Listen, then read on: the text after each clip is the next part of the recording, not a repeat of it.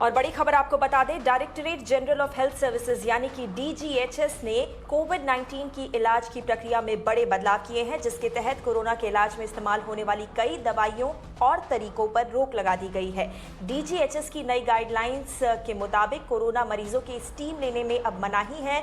इसके अलावा hydroxychloroquine, आइवरमेक्टिसिन, antibiotics, vitamin और जिंक जैसी दवाओं पर रोक लगा दी गई है। तो ये बड़ी खबर इस वक्त आती हुई। और ज्यादा जानकारी लेकर हमारे संवाददाता आयुष्मान कुमार इस समय लाइव जुड़ रहे हैं। Ayushman, good morning. बड़ी खबर है और लोगों के लिए खासकर जानने के लिए बहुत ज़्यादा ज़रूरी है, क्योंकि ऐसी बहुत सारी दवाइयां हैं इस लिस्ट में शामिल, बहुत सारे तरीके हैं जो कि लोगों द्वारा अपने आप इस्तेमाल में लाए जा रहे थे और उसकी वजह से कई कॉम्प्लिकेशंस भी देखने को मिल रही थी। अगर आप हमारे दर्शकों को थोड़ा विस्तार से बता सकें, ये नई गाइडलाइंस क्या कहती हैं? गौरी, देखिए, जो नया गाइडलाइन है ये क्लिनिकल मैनेजमेंट के बारे में बात करता है और ये डीजीएचएस की वेबसाइट पे अपडेट किया गया है। अमूमन हम ये देखते हैं कि हेल्थ मिनिस्ट्री की वेबसाइट पर कोई भी नई गाइडलाइन होती है वो आती है, मगर अभी जब हम डीजीएचएस की वेबसाइट पर जाते हैं, director general of health services की वेबसाइट पर, तो एक डिटेल्ड क्लिनिकल मैनेजमेंट की बात कही गई है उस वेबसाइट पर। जो डॉक्यूमेंट है उससे अभी भी हेल्थ मिनिस्ट्री की वेबसाइट पर नहीं डाला गया है। हेल्थ मिनिस्ट्री की जो गाइडलाइन है वो अभी भी आइवरमेक्टिन, हाइड्रोक्सीक्लोरोक्वीन स्टीम इनहेलेशन की बात करती है। लेकिन 3 दिन बाद 24 तारीख को वो गाइडलाइन अपडेट हुई और 27 तारीख को डीजीएचएस की जो गाइडलाइन अपडेट हुई है उसमें स्टीम इनहेलेशन, हाइड्रोक्सीक्लोरोक्वीन, आइवरमेक्टिन को हटा दिया गया है। इवन एचआरसीटी को भी, रैम्पेंट एचआरसीटी के जो सीटी स्कैन की बात कही जाती थी उसको भी डिस्करेज किया गया है। रेमडेसिविर के इस्तेमाल को डिस्करेज किया गया है। कहा गया है कि बहुत ज्यादा सावधानी बरतने की जरूरत है एंटीकोगुलेंट्स और स्टेरॉइड्स के इस्तेमाल में। तो मौजूदा स्थिति में आप देखें गौरी, तो ये बात जरूर है कि एक डिटेल तरीके से, किस तरीके से माइल्ड पेशेंट्स जो हैं, जिनमें की कोई भी सिम्टम नहीं है, उन्हें कोई भी दवाई लेने की जरूरत नहीं, वो खुद से ठीक हो सकते हैं। अगर मॉडरेशन आता है, सिम्टम्स बढ़ते हैं, तो आप मॉडरेट पेशेंट्स में किस तरीके से दवाइयों को देंगे, आइवरमेक्टिन को नहीं देंगे और पैरासिटामोल का किस तरीके से इस्तेमाल होना चाहिए, सारे डिटेल्स डीजीएचएस की वेबसाइट पर है। लेकिन ये अमूमन तौर पे हेल्थ मिनिस्ट्री की वेबसाइट पर अपडेट होता था गौरी, जो कि इस बार नहीं हुआ। और अब ये डीजीएचएस की गाइडलाइंस ये बताती हैं कि एचआरसीटी, जिसका रैम्पेंट इस्तेमाल हो रहा था, रेमडेसिविर, टोसिलाइजुमैब, जिसकी बार-बार चर्चा की जाती थी, उन हम्म। सभी पर एक व्याख्या हम्म। कर उसका डिस्क्राइब कर उसकी ज़रूरतों को वहाँ बताया गया है गौरी। जी। जी, आयुष्मान, शुक्रिया हमसे जुड़ने के लिए और इस अहम जानकारी को साझा करने के लिए। चलिए अब सीधा चलते हैं। डॉक्टर ए के सिंह, पब्लिक हेल्थ एक्सपर्ट, हमारे साथ फ़ोन लाइन पर जुड़े हैं इस पर और ज़्यादा बातचीत करने के लिए। डॉक्टर सिंह, गुड मॉर्निंग, हमसे बात करने के लिए शुक्रिया। सबसे पहले आपसे इन नई कोविड ट्रीटमेंट गाइडलाइंस के बारे में समझना चाहेंगे। जिस तरह की दवाइयों और ट्रीटमेंट को इस गाइडलाइंस के मुताबिक हटाया गया है कोविड के इलाज से, उससे साफ तौर पर पता चलता है कि सरकार अब इस ओर बढ़ रही है कि जिन भी दवाइयाँ या फिर जिन भी ट्रीटमेंट का कोई भी वैज्ञानिक प्रमाणिकता नहीं है, साइंटिफिक प्रूफ नहीं है, उनको धीरे धीरे हटाया जाए, क्योंकि उसकी वजह से कई मरीजों में कॉम्प्लिकेशंस भी देखने को मिल रहे थे। Thank you Gauri. बिल्कुल सही है। मेरे ख्याल से ये जो गाइडलाइन डीजीएचएस और आईसीएमआर की तरफ से आई है, मेरे ख्याल से this is the best evidence based guideline. इससे पहले जो हमारी गाइडलाइन बनी थी उस समय हमारे पास पुख्ता सबूत नहीं थे। कुछ दवाइयां हम यूज कर रहे थे, लेकिन उनके बारे में डिटेल्स, उनका बेनिफिट, उनके साइड इफेक्ट्स हमें बिल्कुल पूरी तरह से मालूम नहीं थी।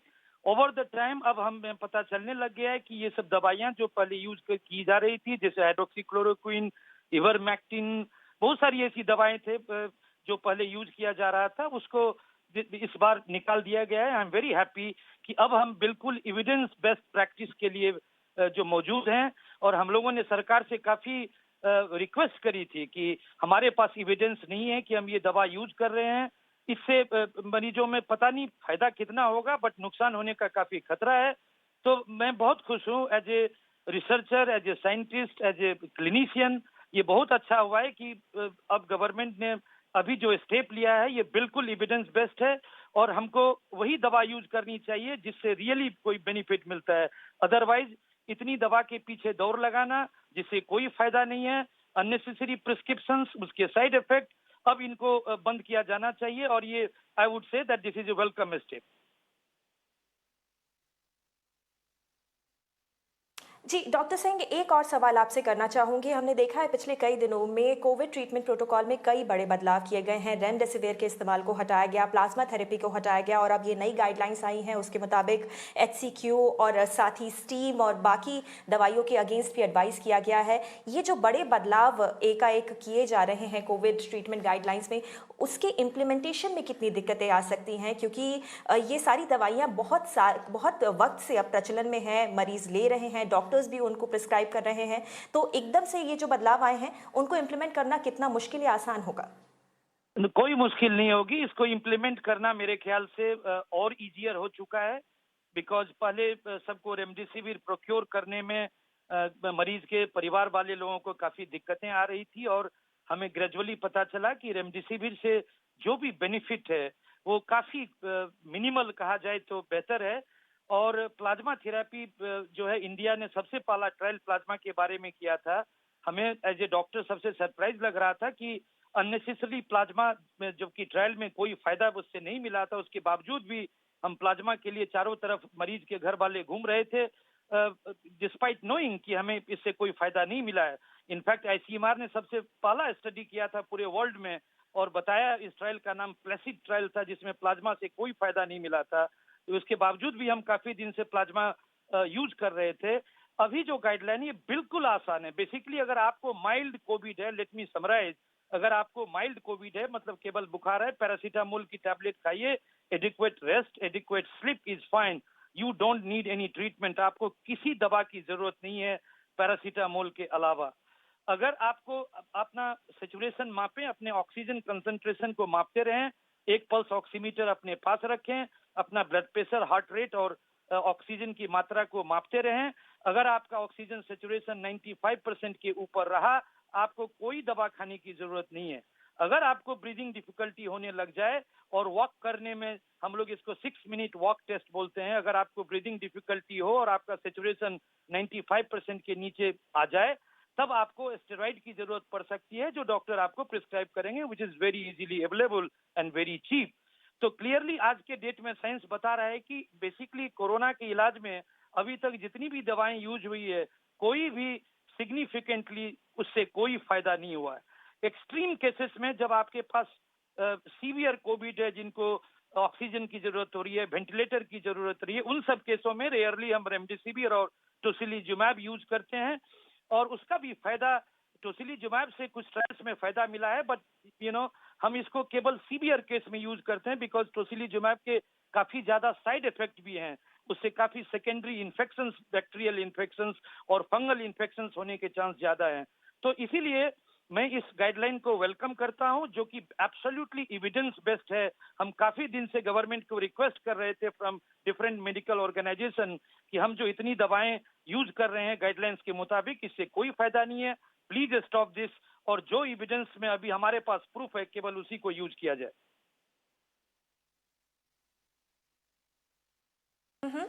डॉक्टर सिंह, शुक्रिया हमसे जुड़ने के लिए और अपनी राय रखने के लिए। और इस पर और बात करने के लिए हमारे साथ मौजूद है डॉक्टर अनंत भान, जो कि रिसर्चर हैं global health, bioethics and health policy के।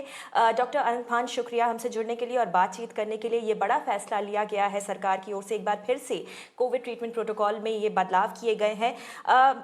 कई ऐसे स्टडीज़ सामने आ रही थी, कई ऐसे एक्सपर्ट्स थे जो कि इस बारे में बोल रहे थे कि स्टेरॉइड्स, ऑक्सीजन और साथ ही ऐसे बहुत सारे एंटीबायोटिक्स, इनका जो एक इस्तेमाल किया जा रहा था धड़ल्ले से, बिना किसी निर्देशों के, बिना किसी सुपरविजन के, उसकी वजह से कई जगहों पर हमने देखा है कि ब्लैक फंगस की केसेस में शायद बढ़ोतरी हो रही थी। हालांकि इस पर अभी तक स्टडीज़ जारी हैं, कोई भी निर्धारित तौर पर कुछ भी नहीं कहा जा सकता। क्या आपको लगता है ये एक बड़ी वजह रही है कि सरकार ने इन गाइडलाइंस में बदलाव करने की बात सोची है?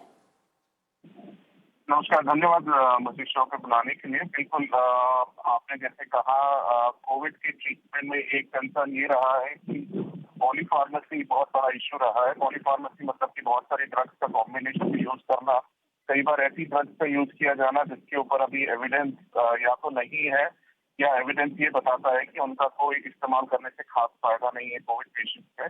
उसके ऊपर आप देखेंगे कि पेशेंट्स और पेशेंट की फैमिली बहुत स्ट्रगल कर रही थी कई दवाओं को सोर्स करने के लिए, क्योंकि शॉर्टेज हो गई थी, तो और कॉस्ट भी बहुत ज्यादा था। तो इसके कारण ऑब्वियसली कई प्रॉब्लम्स भी आ रही थी। अच्छी क्वालिटी की जो नेशनल गाइडलाइंस होती हैं वो हमें एक रास्ता दिखा सकती हैं प्रैक्टिशनर्स को कि अगर माइल्ड कोविड हो गया, मॉडरेट कोविड हो गया या सीवियर कोविड हो गया, तो उसमें हमें अभी एविडेंस के बेसिस पे क्या पता है कि क्या काम करता है और क्या नहीं काम करता है और किस चीजों का प्रयोग करना चाहिए और कैसे करना चाहिए।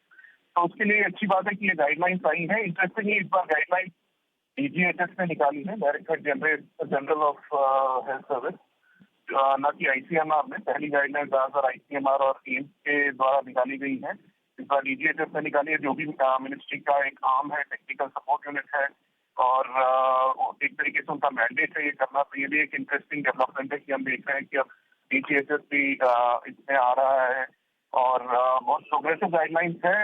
होपफुली एक थोड़ा सा कंफ्यूजिंग ये है कि मिनिस्ट्री की आप वेबसाइट पर देखेंगे तो वहाँ भी एक सेट ऑफ गाइडलाइंस है जिसमें कौन ड्रग्स का मेंशन किया गया है। तो ये कौन सी गाइडलाइन सुपरसीड करेगी, उसमें कोई क्लैरिटी डाली जाए तो बेहतर रहेगी कि ये फाइनल गाइडलाइंस अभी के लिए मानी जाएंगी और ऑब्वियसली आगे अपडेट हो सकते हैं।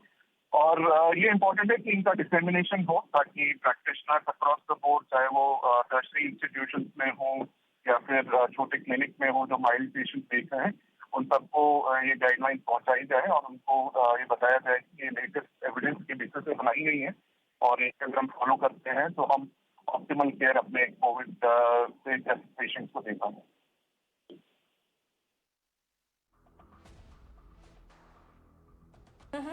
जी डॉक्टर आनंद भान, शुक्रिया हमसे जुड़ने के लिए और अपनी राय इन नई कोविड गाइडलाइंस पर रखने के लिए और बताने के लिए कि ये कितनी अहम है सभी लोगों के लिए।